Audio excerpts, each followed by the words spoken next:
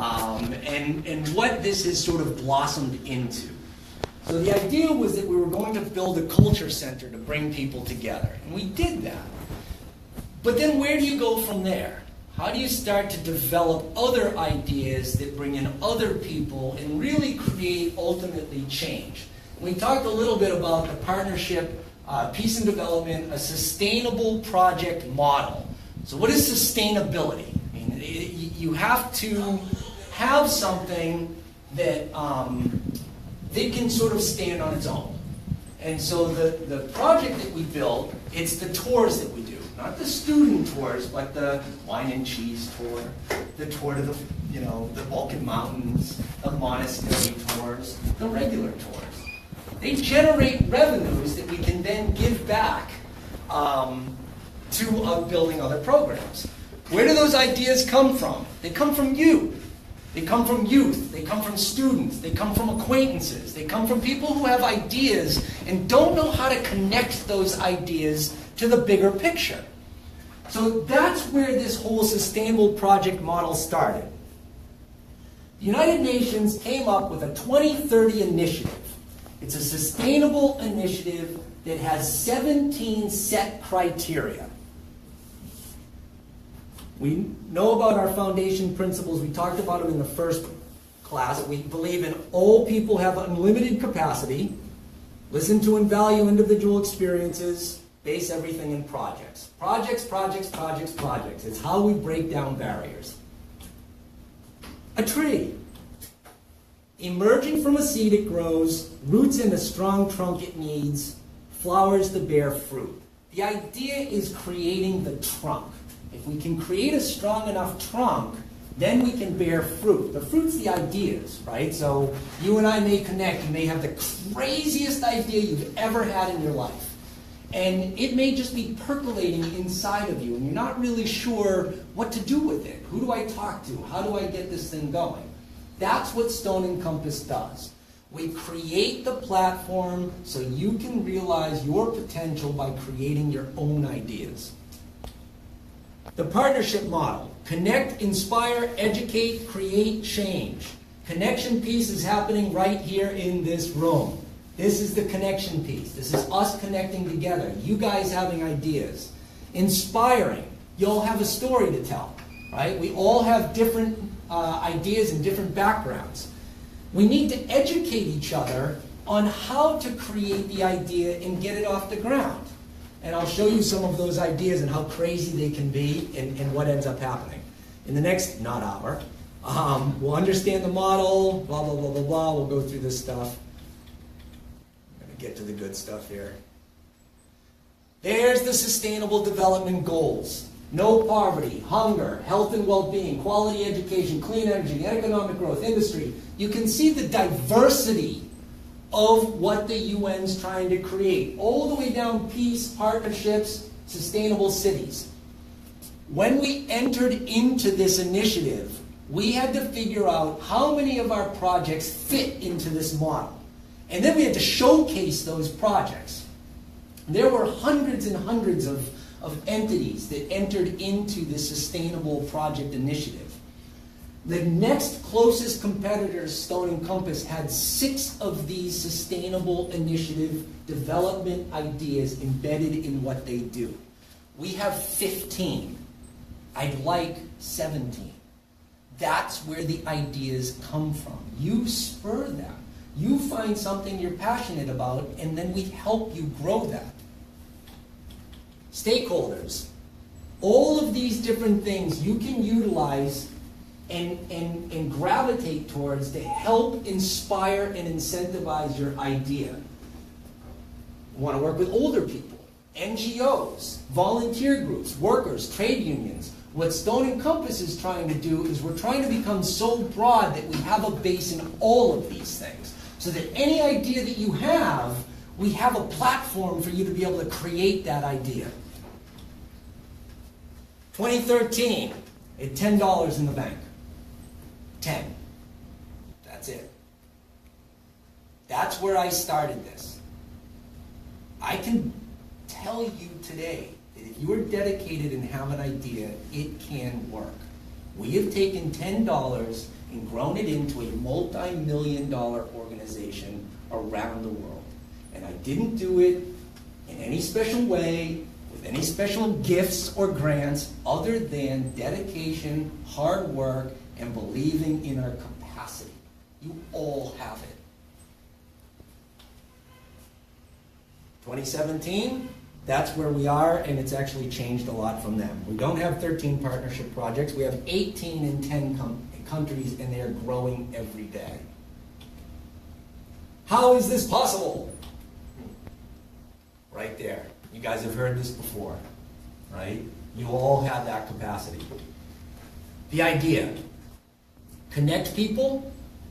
There we are. We used our little idea. What do we want? We want to inspire people to create friendships across borders while preserving culture and understanding. That's what we do. We do not go in and bulldoze places and create McMansions. We work with the people who are there. We try to adhere to what they want. We build things, and ultimately the difference, I think, in why the UN bought into what we're doing is because we're not there to stay and take over. We help people understand their ideas and build them, and there's really a fifth component, which Professor Gasco and I were talking about this morning. They get to a point where they're so self-sustaining, we walk away. That's what we want. So we have 2 projects now that are at that stage, where they are so self-sufficient, they're actually helping me, which is really cool. There's a cultural preservation firm in Bosnia that we started with 3 amazing young women who had nothing, who literally were spit on when they tried to start their projects. They have more government contracts right now than they know what to do with, and they're the ones that are helping us build our websites. That's how far they've come in 3 years. We have another one, a Serbian hazelnut farm. He has more hazelnuts than he knows what to do with. And so it works. We educate. I don't know everything. I don't know much. But as a collective in this room, we know a lot. So if we group together, you may know something I don't know. You may have a skill like technology that I definitely don't have. And so we group our resources. We pool our resources together. We find the right location to do the work. And then we create the change. Finding our location, you all heard this story, or most of you. I threw a dart at a map and it hit Bulgaria. That's what started the insanity. Stone and compass, why Bulgaria? We now know that we're in a great position in that part of the world because it's at a crossroads and there's so many different things going on around us in that part of the world that we can utilize to build more ideas and projects. This is Bulgaria. It is a stunning place. You will get to visit this if you go on one of the classes this summer. There are 3 classes being offered by the anthropology department. They are amazing classes. I would like to take them, especially the food one, because I love food. You will see Roman amphitheaters, Roman cities, ancient cities. You will get to discover these things and go through these things and begin to formulate and connect your own ideas through nature, through history, and through culture. This is the center. This is your center. You get to visit here, you get to stay here, you get to be here in the evenings, you get to converse with each other, you get to make connections, which is that first piece, inspire each other, and come up with new ideas. There's the historic home that's been renovated. We now have 2 homes, and all of that wilderness is yours to play in. Sustainable project model. This is the project model. The end result of what we're trying to do is this. It has to have a tangible outcome. It has to have something that works. We all have amazing ideas, but if they don't go anywhere, nobody benefits.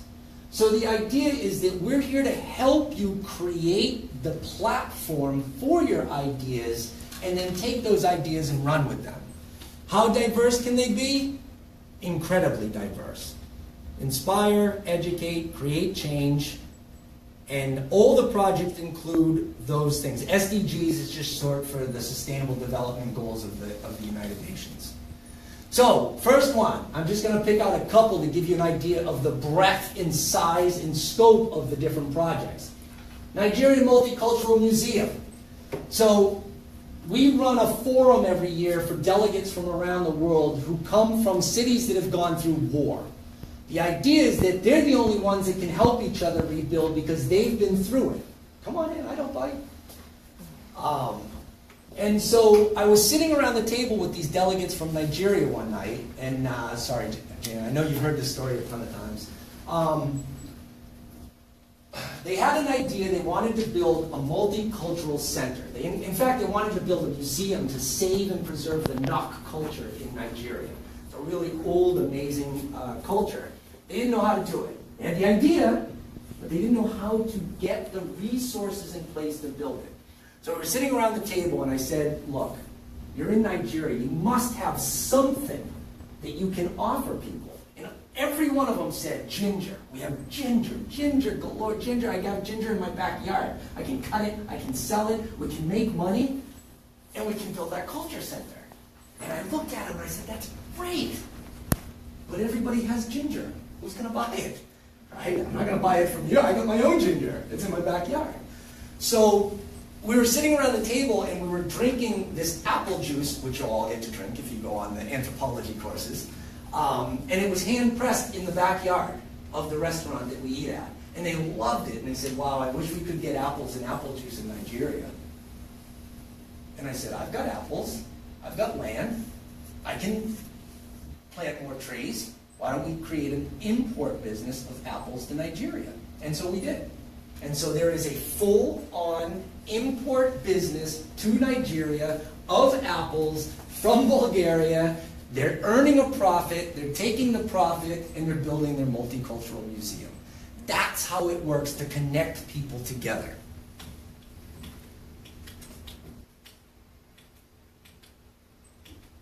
Green Goes Solar. This was a gentleman that I met late at night online. He had this really cool idea to take broken solar cells that still work, but don't work at 100% capacity.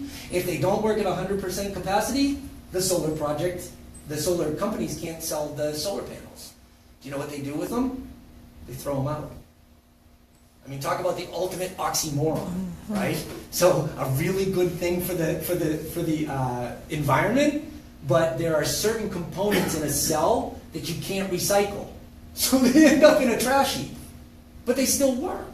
So this guy said, well, what if we group together a bunch of them? Maybe we can generate enough power to power a village home. So that's great. But what if we just blow it out of the water and make it epic? What if we take enough of those cells and put them together to power a village? Would that create change? Would that help that village? Absolutely.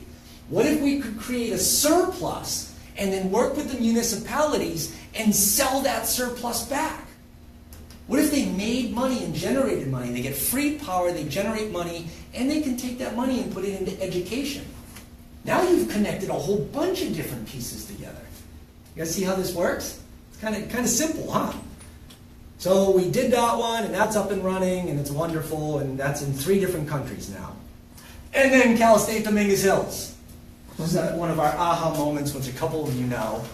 So last week we spoke at the United Nations. It was a big gathering, and it was really exciting, and it was very emotionally overwhelming for me to have come sort of full circle and see everything come to fruition. Cal State Dominguez Hills is singularly the most important thing to me, bar none. There is nothing more important in my life. If I had not gone here, I would not be where I am today. So we were at the UN and we got to choose 3 or 4 projects to kind of showcase. So we showcased Cal State University's occupational therapy program, one of the programs that we're trying to create here. And we said, look, they're not Yale, they're not Harvard, but these kids have minds. They have ideas. And we can help to get them international exposure and connect with other people to inspire each other and create ideas and create global change. That's what it's all about.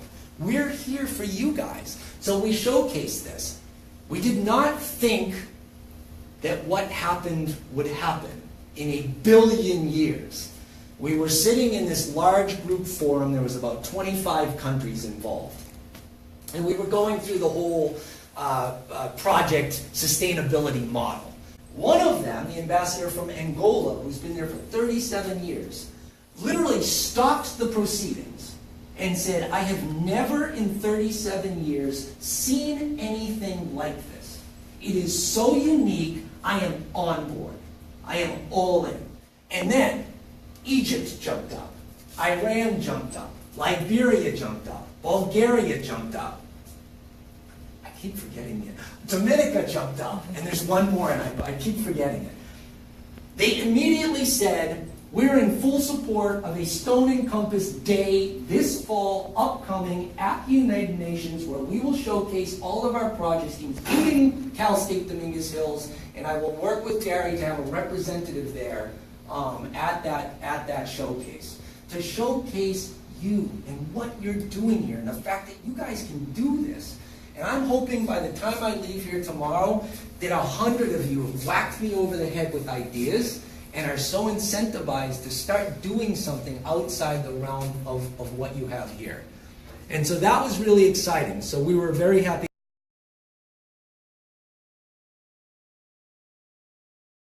That picture, yeah. That's her sister. Her sister. Yeah. And so that went through, and then GAME, we started an NGO for marginalized youth around the world. This is a massive undertaking. I have a new NGO based in Rome.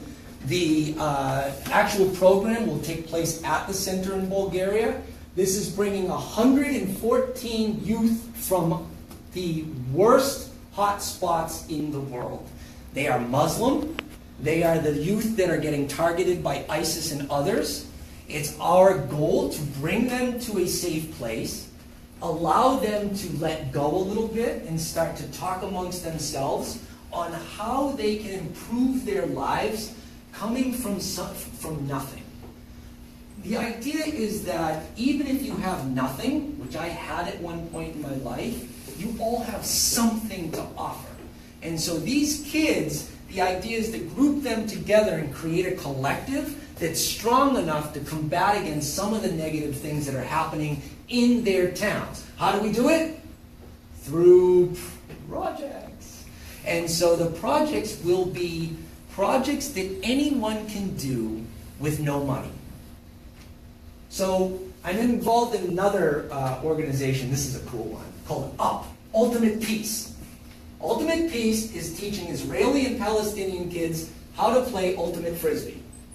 In Palestine, every year, 350 youth. And they do it. It's a summer camp, and it's amazing. So we took that idea and started formulating the ideas for projects for these kids. Things that they can do to express themselves and come together, but they don't need any money for. How much does a frisbee cost? $9? You need a field, you need some kids, you need a frisbee, you need the rules. Done. How about showcasing through theater their stories, right? That's free.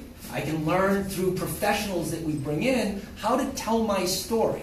And then, right, I can videotape it and I can stream it live for very little money. So it's that kind of thinking. So that's GAME.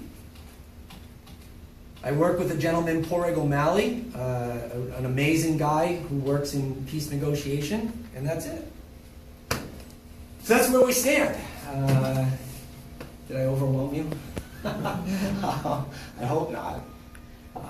But I'm open for any questions, or I know you guys kind of look like you're in shock a little bit. Anything? You need to let it all sink in for a while? Hi, in the back. Good to see you. I'm very impressed because you're one of the only other people I've seen that get it. That no matter how many resources you think you don't have, there are always resources. Yeah, that's a great point. I mean, we really believe in that. We really believe in the power of each other. Right? I don't know everything. I don't have everything. I know nothing about you guys, but I'd like to. And so let that percolate. I mean, come to me with questions and ideas. This is your moment. I mean, it's your future. It's your place. I hope you guys do go on those trips this summer. I really do.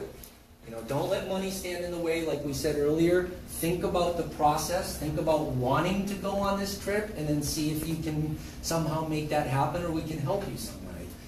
You know, the more exposure you get, the more exposure you get to other cultures and other people, the more you guys will grow, and the more your own ideas will come to fruition. Cool? Yeah? You guys look like you're, yeah, go for I it. guess the question I have, you know how you said you have the importation business going into Nigeria with the apples. Is that like restricted to that one community? I mean, obviously this is all coming from your... That's a great question. So we're working with the city of Kaduna in sort of north central Nigeria. It's one of the major hot spots in Nigeria. There's a lot of tough things going on right now. We're working on 3 projects in that city. But every idea that we have can go anywhere. Right. It can be expanded anywhere. And that's what we're looking for with the youth that are creating programs or going on programs to Bulgaria. Like when you go this summer, if you go on those anthro trips, you'll be exposed, or you might have an idea, but you may not have connected it to another piece to see sort of how it comes to fruition. That's what going on these trips is all about. And I always use the high school girls as the best model, right? We started this internship program for high school girls to incentivize and empower them to look outside themselves and see their own self-worth and what they can do. I never in a million years thought that the group that we had this year would create a service learning week, learn how to market it, reach out to all the people in their area.